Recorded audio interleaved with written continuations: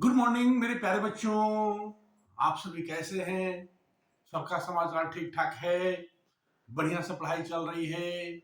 आइए आज हम लोग 11th के ऑर्गेनिक केमिस्ट्री का सेकंड लेक्चर का वीडियो बनाने जा रहे हैं। सभी बच्चे जुड़ जाएं और पूरे मस्ती के साथ पढ़ें। तो चलिए, प्रीवियस जो लेक्चर था उसमें हम लोग देखे थे end of vital force theory. End of vital force theory हमने देखा था और देने वाले वैज्ञानिक थे वॉलर ने। एक बार हम रिमाइंड करते हैं फिर आगे बढ़ते हैं। चलिए, end of vital force theory.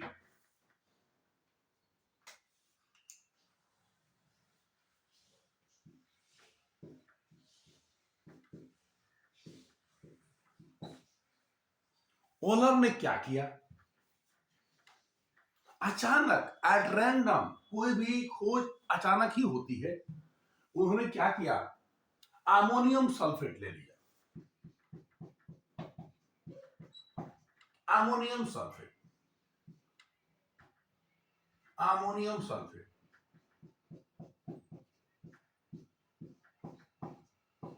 और इसके साथ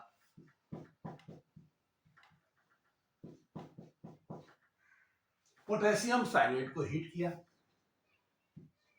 ध्यान दीजिए, यहां पर आयनिक रिएक्शन होगा। आयनिक रिएक्शन ये बहुत फास्ट होता है। ये अमोनियम आयन है +1, सल्फेट आयन है -2 और ये पोटेशियम है फर्स्ट +1 और ये होगा -1।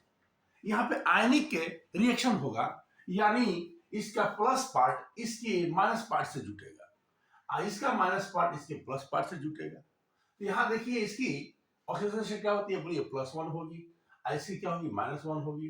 ये दोनों आपस में मिलेंगे, यहाँ बैलेंस करेंगे 2 से, ये दोनों मिलेंगे तो क्या बनाएंगे?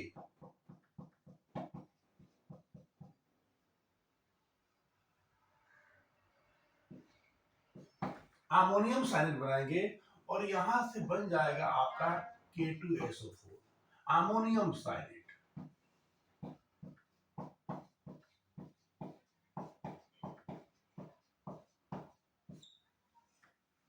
ये प्लस वाला इसके माइनस के साथ और इसका माइनस वाला इसके प्लस के साथ कंबाइन होता है। ये आयनिक रिएक्शन होते हैं। आयनिक रिएक्शन बहुत फास्ट रिएक्शन होता है, that is called ionic reaction. बाद में चर्चा होगी। उसके बाद से क्या किया पोलर ने? इसको लिया, अमोनियम साइनेट को लेकर जैसे ही हीट किया तो यहां पर रीअरेंजमेंट,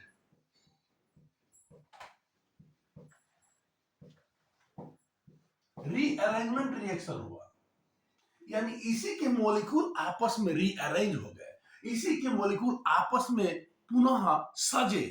कैसे सजे? देखिए, यहां पर एन कितना है? 2, कार्बन कितना है? 1, एक सीयू है, ये बन गया कार्बोनिल ग्रुप बन जाएगा। 2 ठो एन है, एक इधर एन आ जाएगा, एक इधर एन आ जाएगा और 4 हाइड्रोजन है। एन की 3 वैलेंसी होती है ऐसा। तो देखिए, एक तो कंप्लीट है और 2 ठो H यहां पर आके जुड़ जाएगा। ये देखिए, इसी को हम ऐसे भी लिखते हैं NH2 CO NH2 और इसका नाम होता है यूरिया। यह फर्स्ट ऑर्गेनिक कंपाउंड है जिसको लैब में बनाया गया था। यह फर्स्ट ऑर्गेनिक कंपाउंड है जिसको लैब में बनाया गया। और किसने बनाया था? बोलिए, वॉलर ने बनाया था। जैसे ही लैब में यूरिया बना, और ये जो होता है इनऑर्गेनिक कंपाउंड्स होता है।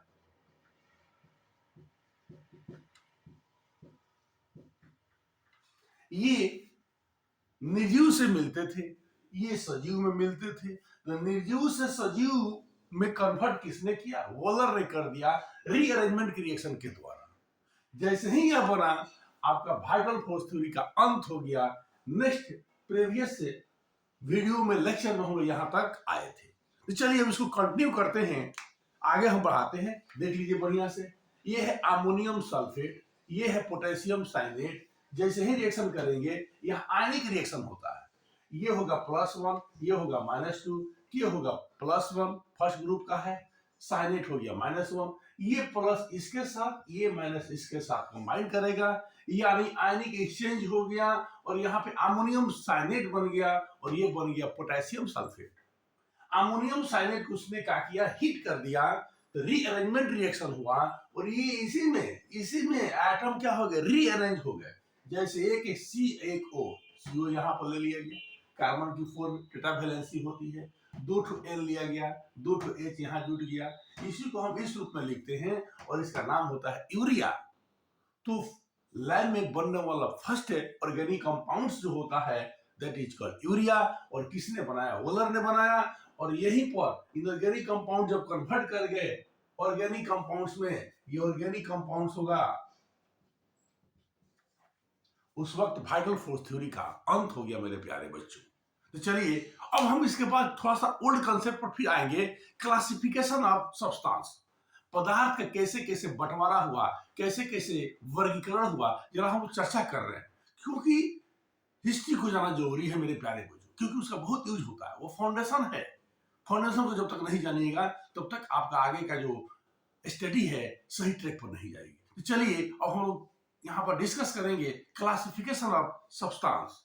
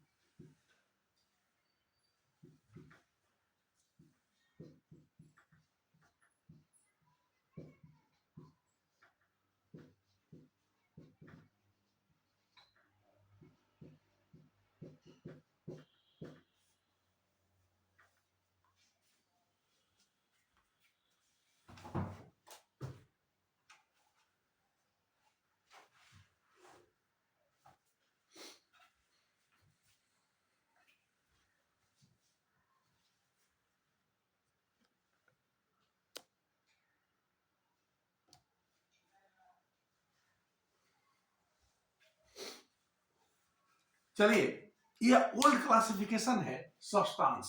केमिस्ट्री में सब्सटेंस यानी पदार्थ। पदार्थ का अंग्रेजी होता है सब्सटेंस। सब्सटेंस कहते हैं इसको। शॉर्ट में क्या लिखेंगे? SUBT के पावर है। सब्सटेंस इतना बड़ा है, शॉर्ट में हम ऐसे लिख सकते हैं। सब्सटेंस माने होता है पदार्थ।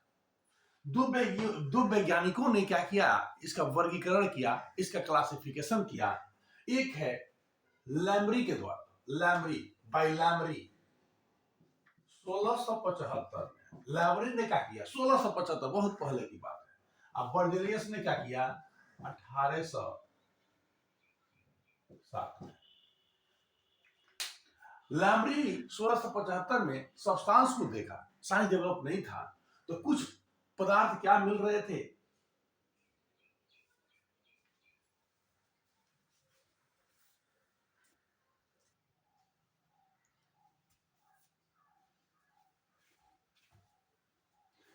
ये ओल्ड क्लासिफिकेशन है, लेकिन इसका बहुत इंपॉर्टेंस है, बहुत महत्व है। पदार्थ को लैमरी के द्वारा 1675 में, लैमरी के द्वारा 1675 में 3 भागों में बांटा गया केमिस्ट्री में। एक ऐसे पदार्थ है जिसको खनिज पदार्थ कहा जाता है, जो निर्जीव से मिल रहे थे, खानों से मिल रहे थे, पहाड़ों से मिल रहे थे, उसको कहा गया मिनरल सब्सटेंस। दूसरा पादप से मिल रहे थे, पेड़ पौधों से मिल रहे थे, उसको कहा गया वेजिटेबल सब्सटेंस। और तीसरा जंतु पदार्थ, जो एनिमल से मिल रहे थे। जैसे अगर कहा जाए खनिज में कौन कौन आ जाएंगे मेरे प्यारे बच्चों? देखो, खनिज में आपको आ जाएंगे कैल्शियम कार्बोनेट, जितने भी एसिड्स हैं ले लो, सारे एसिड्स आ जाएंगे। जितने बेस हैं ले लो, ये सारे आ जाएंगे। जितने आयनिक सब्सटेंस होंगे, आयनिक बॉन्ड के द्वारा बनेंगे, मैक्सिमम क्या होते हैं? खनिज पदार्थ में रखा गया। पादप से मिलने वाले, जैसे पादप से क्या क्या मिलेगा बोलिए? कार्बोहाइड्रेट, कार्बोहाइड्रेट बोलिए, ग्लूकोज, फ्रक्टोज, ये सब मिलते हैं पादप द्वारा।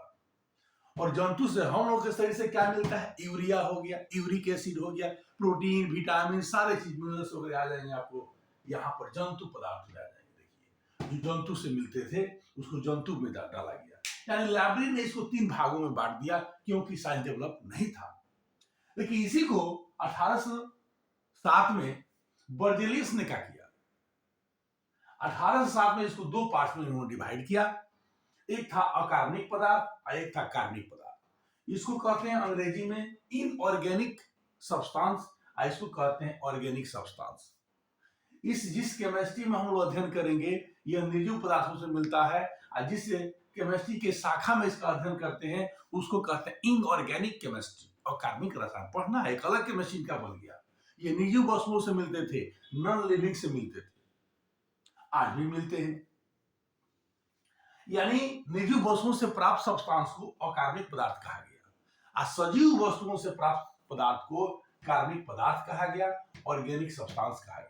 और बात ये आती है, यहाँ पे थोड़ा सा हम लोग बेसिक नॉलेज रखेंगे कि आखिर में दोनों होते क्या है। थोड़ा सा यहाँ पे हम लोग इसके डिफरेंस को, इसके अंतर को थोड़ा लिखेंगे। कुछ पॉइंट्स हम यहाँ डिस्कस करेंगे, बहुत जरूरी है। थोड़ा सा माइंड सेटअप करना जरूरी है कि छोटी छोटी बातों का आप स्टडी करोगे तो बहुत बड़ा चीज बन जाता है।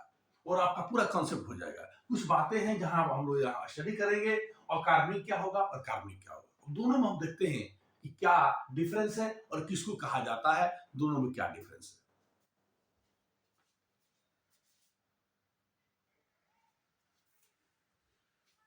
ये है इनऑर्गेनिक सब्सटेंस, ये है ऑर्गेनिक सब्सटेंस।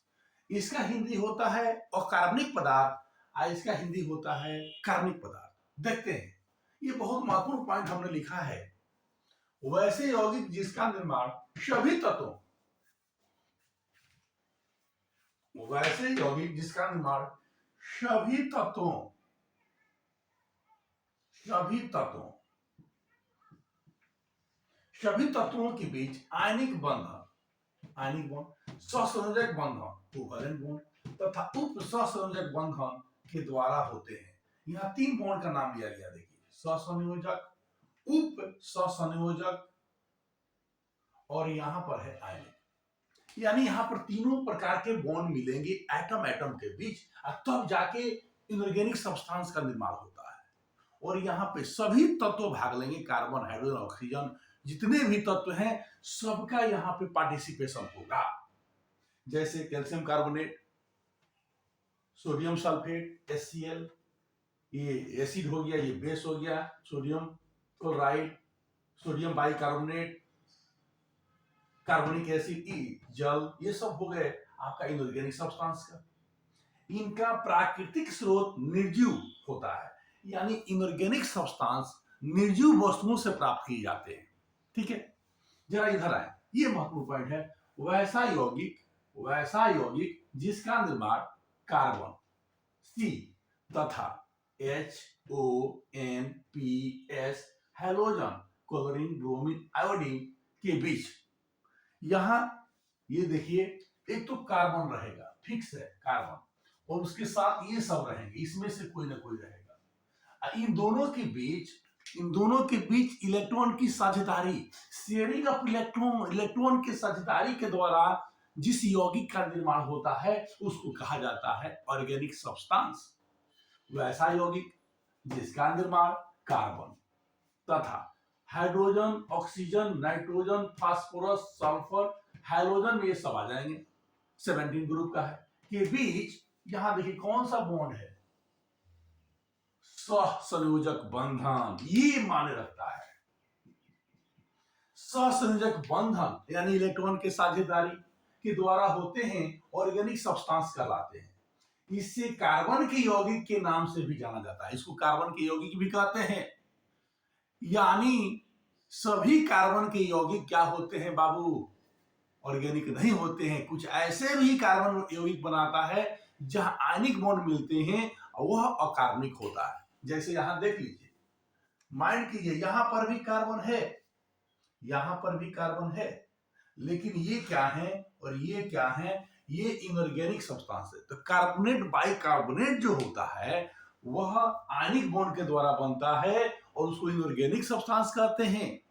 लेकिन यहां पर देखिएगा, ये जितने भी हैं कार्बन, हाइड्रोजन, जितने भी हैं, इनके बीच कोवैलेंट बॉन्ड होता है, इसलिए क्या होते हैं, ये ऑर्गेनिक सब्सटेंस होते हैं। तो ऑर्गेनिक सब्सटेंस और इनऑर्गेनिक सब्सटेंस को अंतर स्पष्ट करने के लिए ये माने रखता है मेरे प्यारे बच्चों, कार्बन तो रहेगा, ये तो फिक्स है, इसमें से कोई होगा या इसमें से दो हो सकते हैं, और उनके बीच इलेक्ट्रॉन की साझेदारी के द्वारा बंधन बनता है, जिसको कोवैलेंट बॉन्ड कहा जाता है मेरे प्यारे बच्चों। तब जो कंपाउंड बनता है उसको कहते हैं ऑर्गेनिक सब्सटेंस। कभी कभी आ जाता है कि कौन इसमें ऑर्गेनिक सब्सटेंस है कौन नहीं है, इसमें से दे देगा और ये दे देगा, कैल्शियम कार्बोनेट कोई दे देगा या बाइकार्बोनेट दे देगा। तो दिमाग में रखना पड़ेगा कि कार्बोनेट में भी कार्बन है, बाइकार्बोनेट में भी कार्बन है, लेकिन यहाँ पे बॉन्ड आयनिक हो जाते हैं, यहाँ पे कोऑर्डिनेट बॉन्ड मिल जाते हैं, कोवैलेंट बॉन्ड तो रहेगा ही, आयनिक बॉन्ड हो जाते हैं, मैक्सिमम यहाँ पे आयनिक बॉन्ड होंगे, और उस कंडीशन में यह क्या हो जाते हैं बोलिए, अकार्बनिक पदार्थ हो जाते हैं।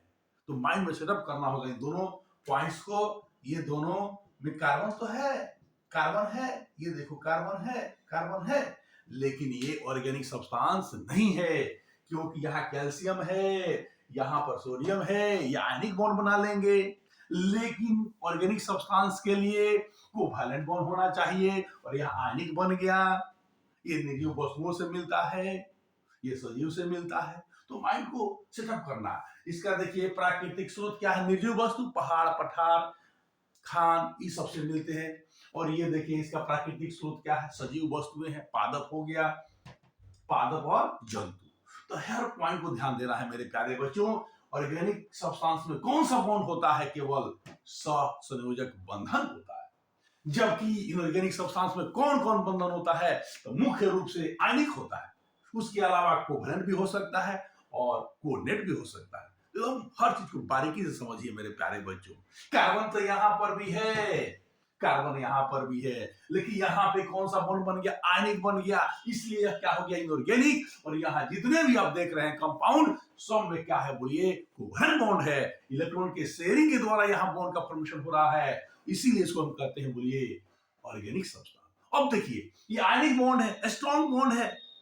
अब इसको घोलना हो, तोड़ना हो इसके बॉन्ड को, तो इसका तोड़ने के लिए अधिक एनर्जी की आवश्यकता होगी। यानी यह इसका मेल्टिंग पॉइंट, बॉइलिंग पॉइंट क्या होते हैं, हाई होते हैं। इसका मेल्टिंग पॉइंट, बॉइलिंग पॉइंट क्या होते हैं, निम्न होते हैं। तो अगला स्टेप में हम आ जाएंगे। ये देखिए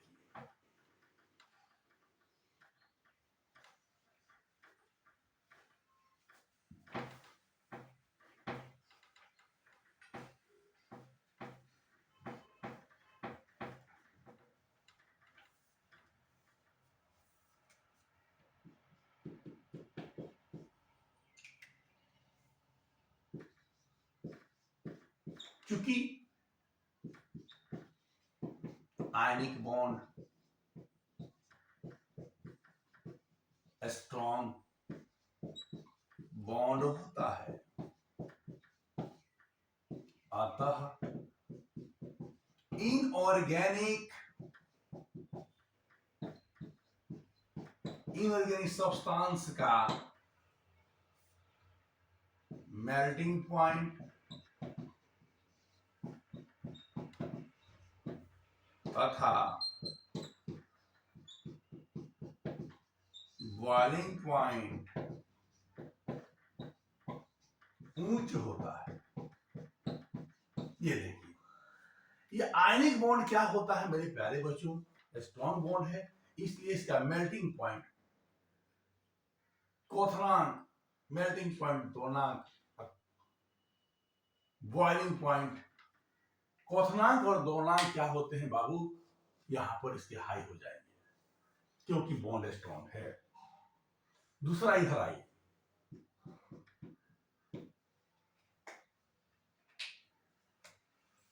क्योंकि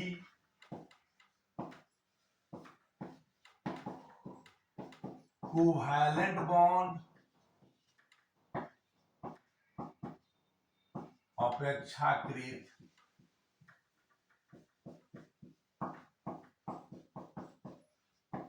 आयनिक बॉन्ड से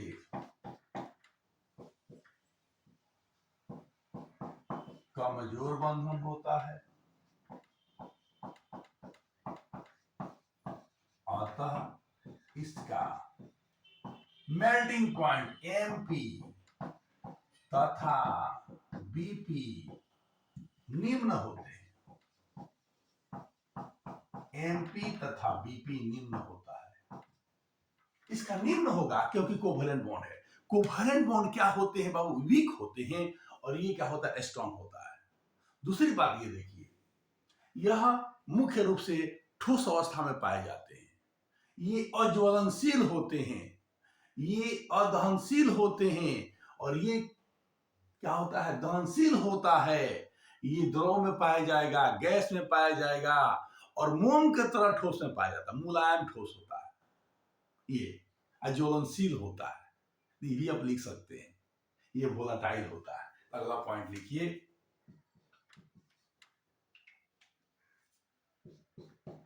इन ऑर्गेनिक, अब हम इंग्लिश वर्ड यूज करेंगे, इनऑर्गेनिक सब्सटेंस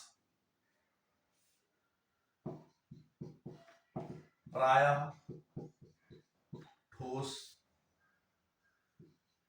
होते हैं तथा ये अदहनशील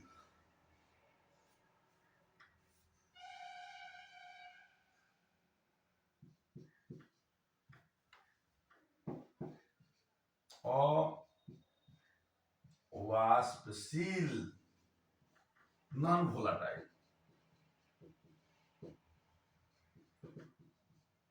होते हैं। और यहां पर देखो मेरे प्यारे बच्चों, यहां पर तुम लिख सकते हो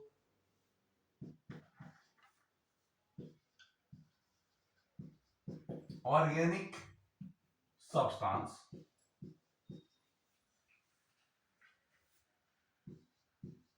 दहनशील वाष्पशील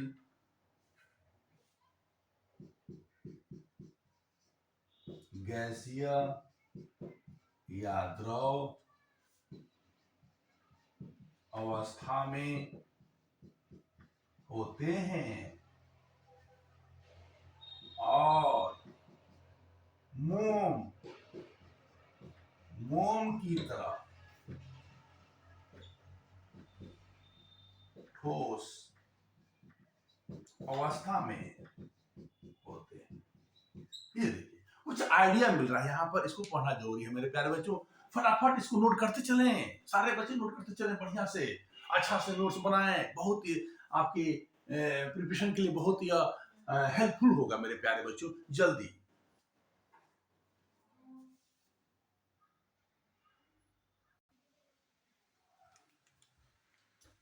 अगला पॉइंट है, ये प्राय जल या अकार्बनिक घोलकों में घुलनशील होते हैं, लेकिन कार्बनिक घोलकों में अघुलनशील होता है।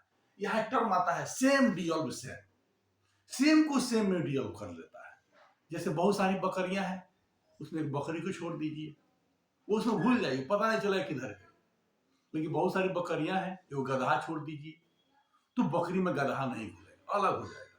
तो सेम डिजॉल्व सेम, ये क्या होते हैं ऑर्गेनिक सब्सटेंस है, अकार्बनिक घोलक में घुलनशील होगा। जल भी क्या है, अकार्बनिक पदार्थ है, इसीलिए जल में प्राय क्या होते हैं, घुलनशील होते हैं, लेकिन कार्बनिक घोलकों में अघुलनशील होता है।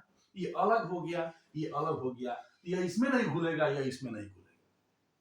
ये कार्बनिक घोलकों में घुलनशील होते हैं, ये कार्बनिक है, कार्बनिक घोलकों में घुलनशील होते हैं, लेकिन जल तथा अकार्बनिक घोलकों में प्रायः, जल तथा अकार्बनिक घोलकों में प्रायः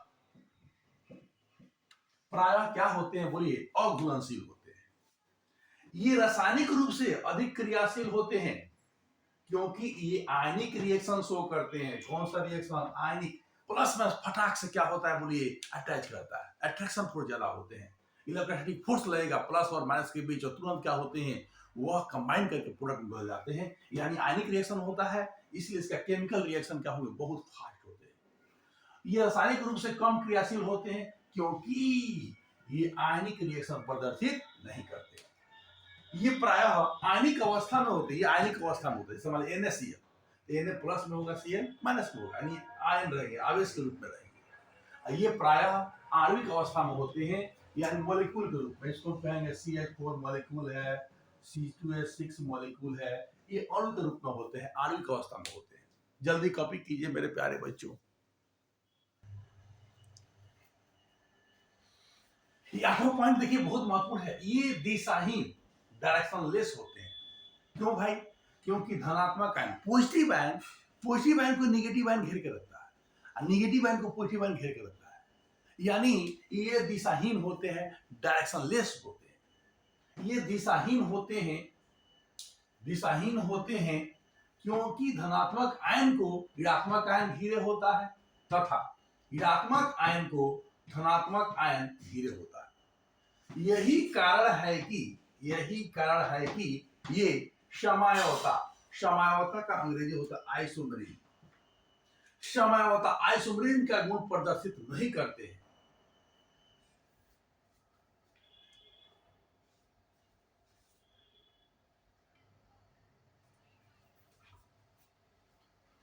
चलिए, ये 8 नंबर पॉइंट है, थोड़ा सा लाइट की कमी हो गई थी।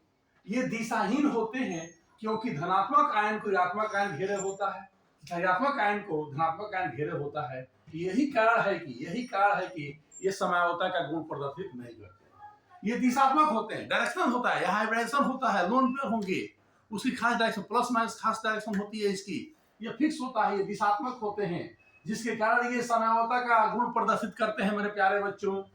ये देखिए नंबर पार्ट, ये law of chemical combination, law of chemical combination पढ़ाया गया होगा 11th के फर्स्ट चैप्टर में। Law of chemical combination physical chemistry पढ़ा होगा एनसीईआरटी में, देखिएगा ये हमेशा पालन करता है और ये लॉ ऑफ केमिकल कॉम्बिनेशन का पालन नहीं करता है। एक और पॉइंट यहाँ पर है, ये प्राय विद्युत के सुचालक होते हैं, ये विद्युत के सुचालक होंगे और इनकी थर्मल स्टेबिलिटी, देखिए यहाँ पर इसकी कम होगी, इसकी अधिक होगी, क्योंकि यहाँ जो बॉन्ड बनते हैं वो स्ट्रॉन्ग बॉन्ड होते हैं या वीक बॉन्ड होता है। ये देखिए ये प्राय विद्युत के कुचालक होते हैं तथा इनका थर्मल स्टेबिलिटी क्या होता है, कम होता है। थोड़ा सा ये तो अपने वोलेटाइल होते हैं, थोड़ा सा एनर्जी देंगे फटाक से क्या बॉन्ड टूट जाता है, क्योंकि कोवैलेंट बॉन्ड होता है, वो वीक बॉन्ड होता है। और इनकी देखिए इसका उल्टा, इनका थर्मल स्टेबिलिटी क्या होता है, वो अधिक होता है और ये प्राय विद्युत के सुचालक होते हैं, ये प्राय विद्युत के कुचालक होते हैं। ये रहा दोनों का एक बेसिक नॉलेज हुआ ऑर्गेनिक इनऑर्गेनिक सब्सटेंस के बारे में। अब नेक्स्ट वीडियो में हम इसको कंटिन्यू करेंगे, महत्वपूर्ण टॉपिक पर आएंगे, ऑर्गेनिक कंपाउंड्स का फॉर्मेशन कैसे होता है, कैसे इसका स्ट्रक्चर आप लिखेंगे। 4 तरह का इसका स्ट्रक्चर फॉर्मूला होता है। एक होता है मोलिकुलर फॉर्मूला, दूसरा होता है बोलिए स्ट्रक्चर फॉर्मूला, तीसरा होता है कंडेंस फॉर्मूला, चौथा होता है जिगजैग फॉर्मूला, जो बहुत बहुत इंपॉर्टेंट है। हम कंपाउंड बनाना आपको सिखाएंगे, ऑर्गेनिक कंपाउंड्स को कैसे अपनाएंगे, कैसे बॉन्ड को प्रदर्शित करेंगे, फिर उसके हाइब्रिडेशन को बताएंगे, इसकी क्लासिफिकेशन पर बात करेंगे। पहले हम फॉर्मेशन को देखेंगे, फिर इसकी क्लासिफिकेशन पर बात करेंगे कि न्यू जनरेशन में, न्यू एरा में, अभी न्यू टाइम में क्या होता है ऑर्गेनिक कंपाउंड्स, कैसे इसको क्लासिफाई किया है। That's all.